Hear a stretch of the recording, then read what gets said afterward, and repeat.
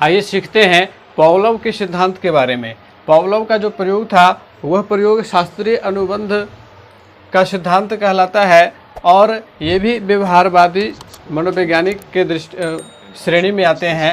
इनका पूरा नाम इवान पेट्रोविच पावलोव है और इनकी जन्म तिथि को देखें तो 26 सितंबर 1849 ईस्वी और मृत्यु 27 फरवरी 1936 ईस्वी को।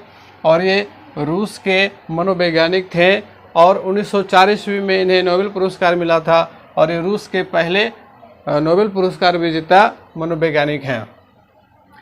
तो पावलोव का प्रयोग क्या था? इन्होंने एक कुत्ते के साथ प्रयोग किया था। उन्होंने क्या किया था? आप देखिए पावलोव का प्रयोग क्या था। तो पावलोव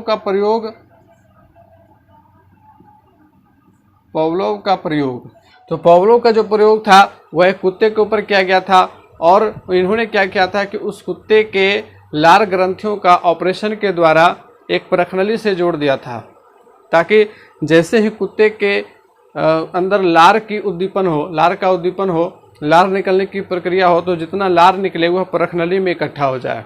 ठीक है। और कुत्ते के मुंह से लार कब निकलेगी? जब वह भोजन को देखेगा। भोजन को देखने के बाद उसके मुंह में लार अत्यधिक मात्रा में निकलेगी, है ना।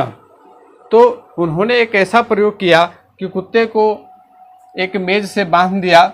ऑपरेशन करने के बाद कुत्ते को जो है एक मेज से बांध दिया और मेज से बांधने के बाद इन्होंने चूंकि लार ग्रंथि को ऑपरेशन करके एक परखनली से जोड़ दिया गया था, ठीक है, ताकि जितना लार निकले वह परखनली में इकट्ठा हो जाए। और जब कुत्ते के सामने भोजन लाया जाता तो भोजन लाने के लिए उन्होंने एक ऐसी व्यवस्था की थी कि भोजन आने से जस्ट पहले घंटी बजती थी। ठीक है, घंटी बजती थी और घंटी के बजने के उपरांत कुत्ते के सामने भोजन प्रस्तुत किया जाता था और भोजन को देख करके कुत्ते के मुंह में लार उत्पन्न होती थी और यह लार परखनली में जाकर के इकट्ठा हो जाती थी।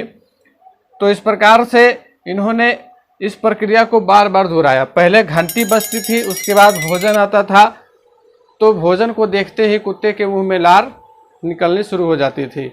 और इन्होंने टाइमिंग नोट किया कि घंटी बजती है, उसके बाद भोजन आता है, तब कुत्ते के मुंह से लार निकलता है। लेकिन धीरे धीरे जैसे जैसे यह प्रयोग लगातार बढ़ता गया तो इन्होंने यह पाया कि अब जो है घंटी के बजते ही कुत्ते के मुंह से लार निकल जाता था। अर्थात अब जो है भोजन उसके लिए उद्दीपक नहीं रहा, बल्कि घंटे की आवाज़ उद्दीपक बन गया। घंटे की आवाज़ सुनता था, उसे मालूम चल जाता था कि अब भोजन मेरे लिए आने वाला है और उसके मुंह से लार निकल जाती थी। तो इस प्रकार से इन्होंने क्या सिद्धांत दिया? इनका जो पावलोव का जो सिद्धांत रहा, इन्होंने कहा कि हम उद्दीपक को कृत्रिम बना सकते हैं और इनके इस सिद्धांत का जनरल वे में भी प्रयोग किया जाता है। जैसे कि अगर बच्चों को सुबह में जगाना हो तो मम्मी लोग क्या करती है कि बच्चों के कमरे में जाती है, बल्ब जलाती है, फिर बच्चों को उठाती है ना। डायरेक्ट अगर बच्चों को उठाया जाए कि बच्चे उठ जाओ, सुबह हो गई, और एक प्रक्रिया हुई कि बल्ब पहले जलाना है और उसके कुछ समय के बाद पुकारना है बच्चों को।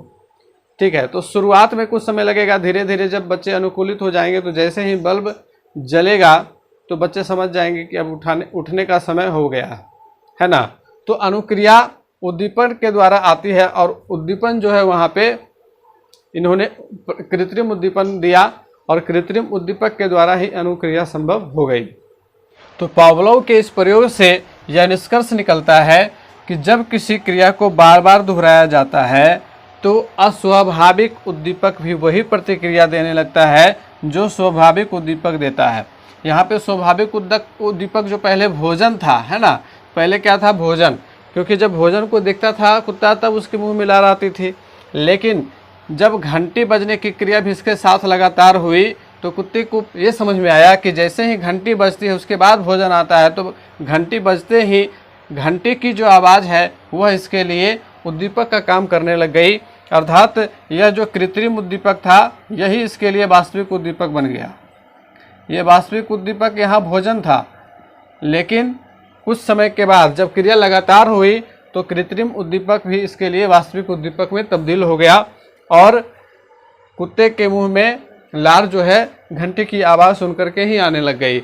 आप लोगों ने भी देखा होगा कि बच्चे जब क्लास में बैठे होते हैं और जैसे ही घंटे की आवाज़ सुनते हैं तो उनके चेहरे खिल उठते हैं, उन्हें पता है कि अब छुट्टी हो गई। फटाफट वे बिना शिक्षक के आदेश के इंतज़ार के ही वे अपने बस्ते को समेटने लगते हैं और बहुत सारे बच्चे तो क्लास से निकल करके भाग भी जाते हैं। तो इस प्रकार से हम लोग देखते हैं कि वहाँ पे जो कृत्रिम उद्दीपक है वह वास्तविक उद्दीपक का काम करने लग जाता है। तो इस प्रकार से हम लोग देखते हैं कि पावलोव का जो सिद्धांत है यह सिद्धांत भी शास्त्रीय अनुबंध का सिद्धांत कहलाता है, व्यवहारवाद का सिद्धांत कहलाता है।